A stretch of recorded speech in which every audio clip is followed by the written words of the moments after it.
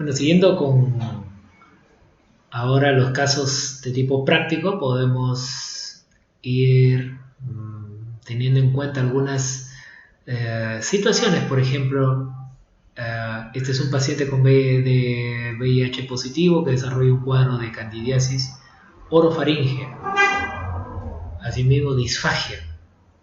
Se le prescribe el ketoconazol 400 miligramos al día por una semana. Una semana después los síntomas no desaparecen.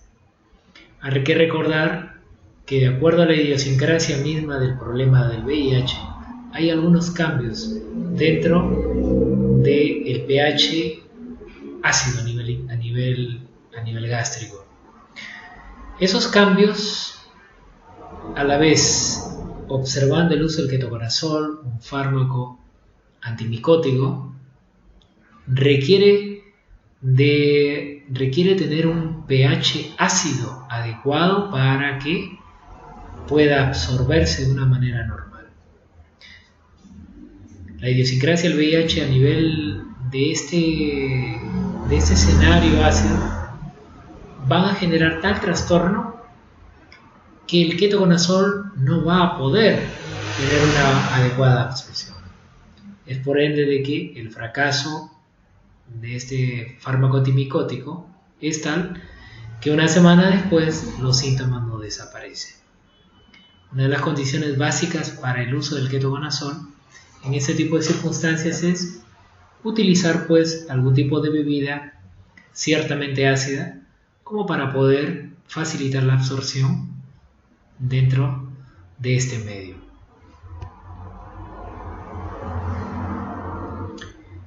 En el siguiente caso tenemos a una paciente VIH positivo que viene recibiendo una terapia antirretroviral con abacavir 300 miligramos al día, didanosina 125 miligramos 2 veces al día, el saquinavir, ritonavir de 1000 miligramos y 100 miligramos cada 12 horas, y asimismo como suplemento dietético se encuentra tomando 2 veces al día cápsulas de ajo, es decir, cada cápsula contiene 500 miligramos. Esto lo viene tomando durante 20 días. Asimismo, se tiene evidencia que la carga viral empieza a subir y el CD4 comienza a disminuir respecto a su basal normal. El reporte que se tiene en este caso de la cantidad de copias de carga viral ascienden a más de 400.000 número de copias. Y en el caso del CD4 tenemos que es 23, CD8 727, CD4 sobre CD8 0,03.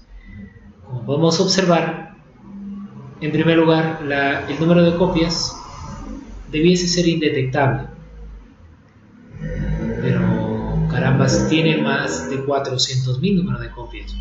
Y por otro lado, el CD4 debiese estar más allá de 600 y este paciente manifiesta 23.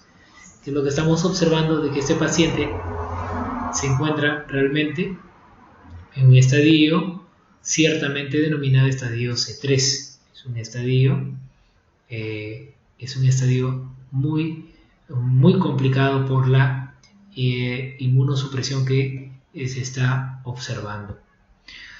Desde luego, una de las referencias clásicas en interacciones es el uso del Medscape. Cuando uno articula el uso del Medscape para el saquinavir, abacavir, didanosina, ritonavir y el ajo, que en este caso es la traducción garlic en el inglés, vamos a observar que hay diferentes tipos de interacciones encontradas en el Medscape. Por ejemplo, el ritonavir-saquinavir. El ritonavir incrementa el efecto del saquinavir, ya que este afecta el metabolismo vía CYP3A4.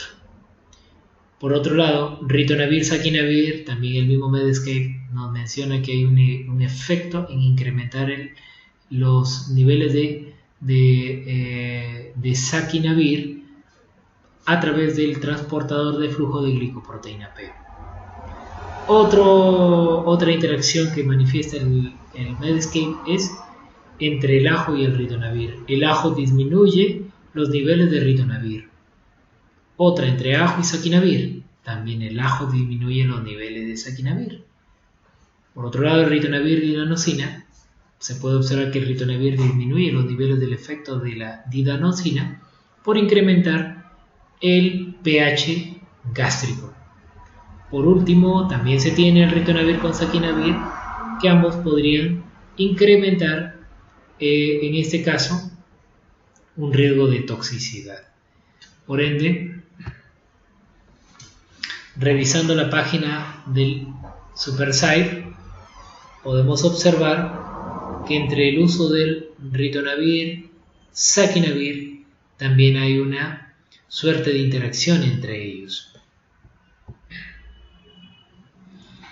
Haciendo uso del HIV Drug Interactions de la Universidad de Liverpool, haciendo uso de su database, también podríamos llegar a la conclusión de que entre el saquinavir y el ajo nos muestra que la coadministración puede conllevar a una disminución de cerca del 50% del saquinavir.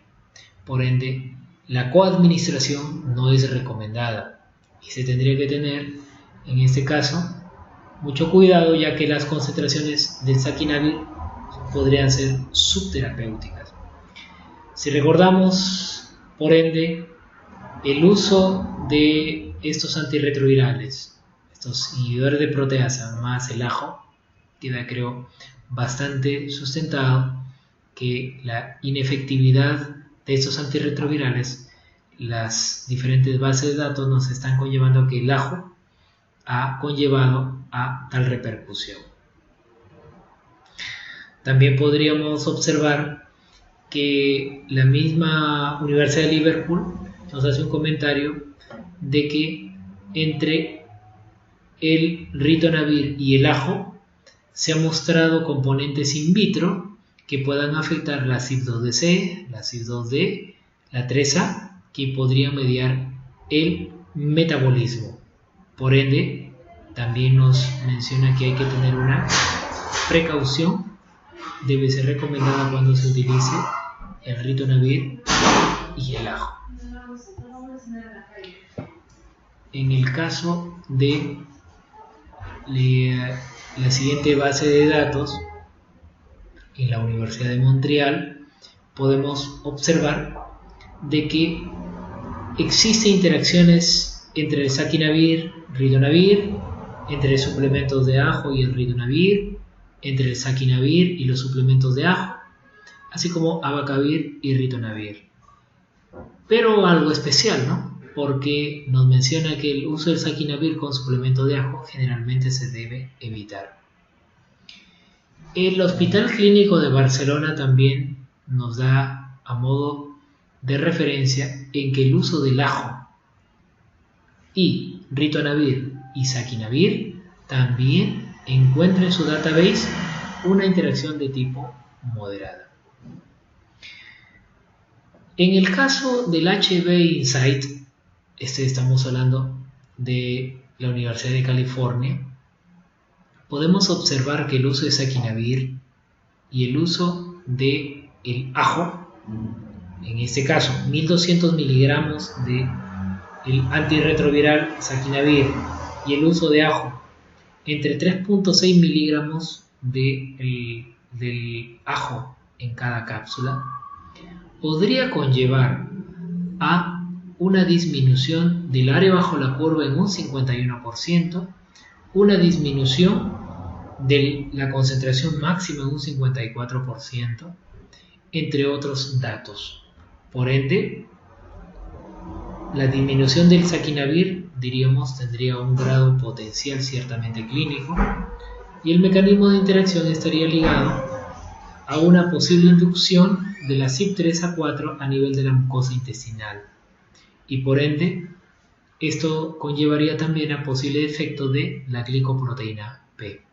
El manejo que hace la Universidad de California en su database HIV Insight nos permite decir que se debe evitar los suplementos de ajo cuando el saquinavir es utilizado juntamente con suplementos de ajo. Una referencia que también es muy interesante es el uso de preparados, en este caso de tipo natural, junto a antirretrovirales. El caso del Stockley.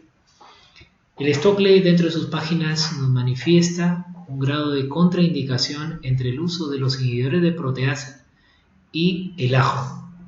Esto quiere decir de que el database que maneja esta literatura del Stockley nos menciona que el uso del ajo ciertamente tiene o está pensado que el ajo reduce la biodisponibilidad de saquinavir, ya que incrementa el metabolismo a nivel intestinal. La página del Stockley nos menciona de que uno de los biocomponentes que manifiesta el ajo, que es la lisina, es pensada inhibir la actividad de la glicoproteína P y desde luego causar la repercusión en la ineficacia de este inhibidor de proteasa. Por otro lado, también en este caso número 2 manifestamos, es un JCB, es un paciente VIH de 48 años con náuseas y vómitos las 3 últimas semanas, que no ha podido comer en los 3 últimos días y un severo reflujo gastroesofágico. Se le viene administrando terapia antirretroviral como la amibudina, tenofovir. También se utiliza el atazanavir, el ritonavir, y se le prescribe a la vez el omeprazol 20 miligramos, generando una carga viral de 10.700 copias por mililitro, y así como el CD4 en 290. Desde luego, y haciendo también una remembranza en el uso del omeprazol, normalmente el omeprazol 20 miligramos al día se contraindica con el uso del atazanavir como inhibidor de proteasa.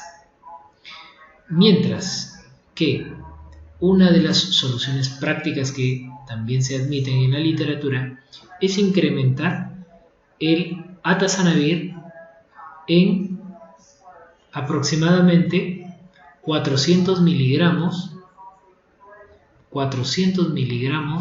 de atazanavir en 100 de ritonavir. Sería recomendado cuando se administre con el omeprazol. Sin embargo, cuando el omeprazol se administra 40 miligramos, el atazanavir está contraindicado y asimismo el uso de atazanavir asociado a ritonavir también está contraindicado. El caso del el database de la Universidad de Liverpool también nos comenta el uso de atazanavir y omeprazol. El omeprazol disminuye en cerca del 75% del área bajo la curva del atazanavir. Por ende, la coadministración está contraindicada. La prescripción no debe ser recomendada en este caso para la Comunidad Europea. Si la coadministración es necesaria, se requiere un manejo de una monitorización clínica y asimismo la dosis de omeprazol no debiese exceder de 20 miligramos cuando se administre junto al atazanavir ritonavir.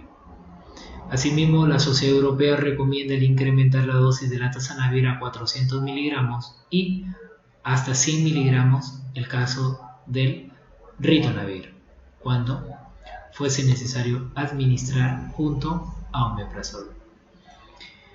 La base de datos SuperSite también nos menciona de que el omeprazol encuentra dentro de su database la capacidad de generar inducción sobre el atazanavir y el ritonavir en diferentes tipos de citocromo, en este caso la CYP3A4. En el caso del Medscape, haciendo un correlato del uso de la atazanavir, ritonavir, lamivudina, el tenofovir y el omeprazol, nos menciona lo siguiente: el omeprazol disminuye los niveles de atazanavir por incremento del pH gástrico. El atazanavir, ritonavir, nos comenta que el atazanavir podría incrementar los niveles del ritonavir, afectando en este caso la CYP3A4. Por ende, lo comenta el Medscape que es necesario tener un uso alternativo cuando se utilice el omeprazol con el atazanavir, ya que lo encuentra una interacción de tipo seria. El caso número 3, vamos a observar algunas recomendaciones que tiene el uso de antirretrovirales y en este caso el sildenafil. ST es un paciente VIH seropositivo que hace uso de un esquema secundario con AZT, que es la acidobudina, DD3, la didanosina y el atazanavir. Asimismo, por problema de disfunción eréctil viene tomando sildenafilo 50 miligramos antes del coito. Se señalan algunos inconvenientes a tener en cuenta. Por ejemplo, que en el caso del sildenafilo tiene la capacidad de tener una interacción con el atazanavir. En este caso, podemos observar que hay una interacción de tipo inhibitoria, la misma que el Medscape en su database también nos comenta, que el uso del atazanavir y el sildenafilo está contraindicado, ya que el atazanavir incrementaría los niveles del sildenafilo. ¿Cómo? Inhibiendo la CYP3A4. ¿Eso qué conllevaría? A que las concentraciones séricas del sildenafilo podrían generar una toxicidad para este medicamento. Se requiere pues una combinación que sea apropiada, ya que, volvemos a repetir, su uso está contraindicado. Las páginas del Hospital Clínico de Barcelona también nos hace un comentario de que hay una interacción potencial ciertamente entre el sildenafilo y el atazanavir. Mientras que la página de la Universidad de Montreal también nos menciona de que entre atazanavir y sildenafilo se requeriría pues una modificación en la dosis si fuese necesario. La Universidad de Liverpool también nos comenta que la coadministración del atazanavir junto al sildenafilo podría incrementar las concentraciones del sildenafilo. Esto conllevaría a eventuales problemas como hipotensión, cambios visuales, priapismo, entre otros. Entonces el uso del sildenafilo debiese ser pues en una dosis bastante reducida, como 25 miligramos cada 48 horas si fuese necesario. También podríamos por ende observar que en este caso el uso del sildenafil y el atazanavir pues estaría ciertamente contraindicado. Por otro lado, tenemos algunas recomendaciones entre el uso de los antirretrovirales y los anticonceptivos hormonales. En este caso, RO es una paciente VIH seropositiva con esquema primario de AZT, acidobudina, 3-CC, lamivudina y FZ, que en este caso es el efavirenz. Asimismo con terapia hormonal etinil-estradiol y noretisterona, que por problemas de quistes ováricos viene siendo administrado. Señale qué problemas podrían acarrear. Observando la data, el efavirenz está contraindicado con el uso de anticonceptivos que contengan etinil-estradiol y noretisterona. El database del Hospital Clínico de Barcelona también nos hace un comentario que encuentra pues una interacción ciertamente significativa entre el uso de antirretrovirales y los fármacos de tipo hormonal. Y si nos vamos a la Universidad de Liverpool, en su database, nos menciona que entre efavirenz y etinil-estradiol, la coadministración con un contenido de aproximadamente 0,035 miligramos al día de etinil-estradiol y efavirenz 600 miligramos una vez al día, por 14 días, tendría, en este caso, no habría efecto sobre el Cmax área bajo la curva. Sin embargo, los progestágenos, en este caso, sí ciertamente estarían disminuidos. ¿Sí? Entonces, un método de barrera, menciona Liverpool, sería lo más adecuado cuando se utilice, en este caso, el efavirenz como antirretroviral. ¿Sí? Por otro lado, también se menciona que el uso del efavirenz podría incrementar el metabolismo de la noritestosterona, generando pues a través de una inducción de el citocromo P450, lo que conlleva decir de que el efavirenz de una u otra manera podría generar algún tipo de fracaso terapéutico en el uso de este tipo de terapia anticonceptiva hormonal. El Medscape sostiene también en sus páginas que el efavirenz más etilenilestradiol disminuye el efecto, en este caso a través del metabolismo de la CYP3A4 a nivel del estradiol. Lo comenta como una interacción seria y mencionando que es necesario pues el uso de métodos de barrera o métodos anticonceptivos no hormonales. Y por otro lado, el efavirenz más levonorgestrel, el efavirenz disminuye el levonorgestrel oral, ya que afecta el metabolismo vía CYP3A4 a nivel hepático e intestinal. Por último, la Universidad de California también nos hace mención que efavirenz en dosis de 600 miligramos y levonorgestrel en dosis de 0,75 miligramos nos hace mención que el área bajo la curva del levonorgestrel estaría disminuida en un 58%, su Cmax disminuido en un 45%, la concentración minuto disminuye en un 71% y su tiempo de vida media en casi un 47%. Por ende, una disminución potencial en los efectos del levonorgestrel y un mecanismo de interacción en la cual en este caso habría una inducción del levonorgestrel por el efavirenz. El manejo, ciertamente, cambiar por método de barrera o métodos no hormonales como anticonceptivos. Desde luego también el SuperSafe hace un comentario muy particular.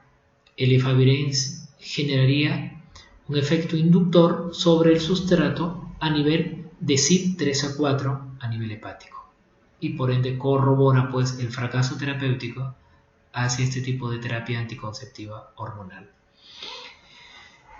Por ende, estamos observando de que dentro del manejo de las interacciones en antirretrovirales, diríamos el manejo más apropiado a nivel intrahospitalario tendríamos que tener en cuenta desde los servicios de menor complejidad, de mediana complejidad y de mayor complejidad. Este último, el enfoque del VIH, está dentro del servicio de mayor complejidad. Por ende, siempre se sugiere, se recomienda que los servicios de mayor complejidad requieren cada vez mayor